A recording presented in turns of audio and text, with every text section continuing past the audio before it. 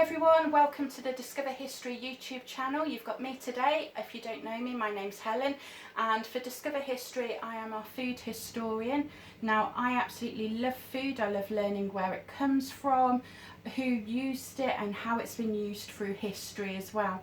And today we're looking at a recipe, and the recipe has come from the Romans, and it's a baked egg custard. Now, I've chosen to do this one to break people in slowly, as people quite often get a little bit horrified when it comes to food and thinking, oh no, I'm going to need all of this.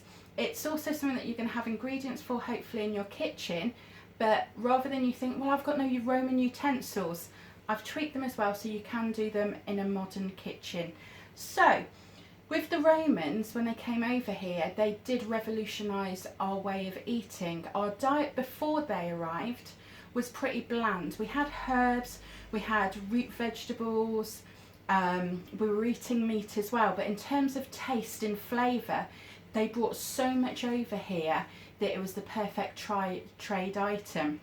And I'm talking about things we take for granted today.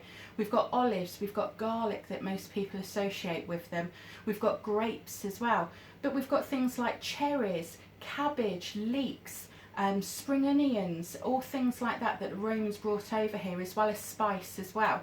Now, with that, our taste buds really changed. We got a real sort of flavour for it, and we wanted more. So in some ways the Romans did great for us, especially in terms of cooking and change. So the baked egg custard that we're going to make today, really simple. What you need is 300 millilitres of milk. You need 3 eggs, and you need a tablespoon of honey, about 40 grams or about that to go in. And the honey at this time was the Roman sweetener. They didn't have sugar at this time.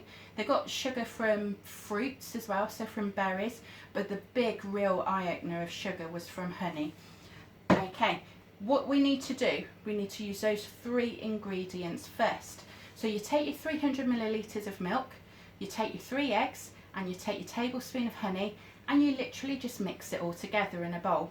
Once you've mixed it, you then need to add it into an oven-proof dish, and then add it into the oven.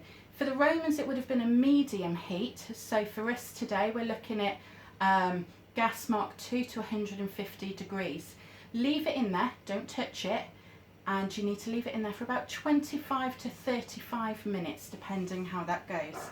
Now, when it's done, it should look like this. So in true Blue Peter style, here's one I made earlier. Obviously, I won't mix those ingredients for you because at the moment we're all about food waste and I don't want to waste too much. And you can see it's set pretty much like a normal egg custard today. The only difference is there's no pastry, no sugar, no vanilla essence or things like that. So how are we going to get our spice on it? Well, they let it cool down, which is what I've done. And then what you need is some ground nutmeg and some black pepper. And all you need to do now is take a pinch of each and sprinkle it on top. Now, I'm feeling a little bit generous, so I'm going to go for a little bit more. Told you I like my food. And then the pepper. Now, you might be slightly horrified by the pepper, but the Romans did like their pepper. This is a dessert, so you kind of think that's a bit weird. But again, it's all showing off in just adding that extra little bit of spice. Now, for this one, I will only add a pinch because personally I don't want to break away from the sweetness of the nutmeg. And that's it. A simple dessert. Your milk, your honey, your eggs, nutmeg, and pepper.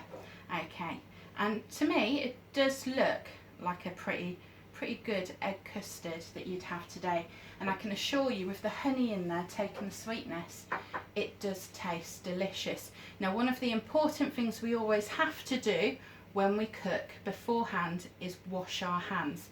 As I've already made that, I wash my hands before filming, so I'm okay to add those spices on and allow those in my household at the moment to enjoy it.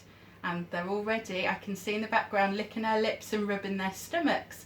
So hopefully you've enjoyed this one. I want to break you in easy. I didn't want to do anything too sort of hard where you're kind of tearing your hair out and thinking, oh, I can't do that. Let's start easy. Let's look at the things that we have in the kitchen at the moment until the panic buying dies down a little bit, and we can take it more from there. If you've got any recipes in mind to do, let us know. If there's a particular period you might like as well, let us know. If you're going to have a go at this, please do. Take your photos, share them on Facebook, share them on our YouTube channel, and let us know how you get on.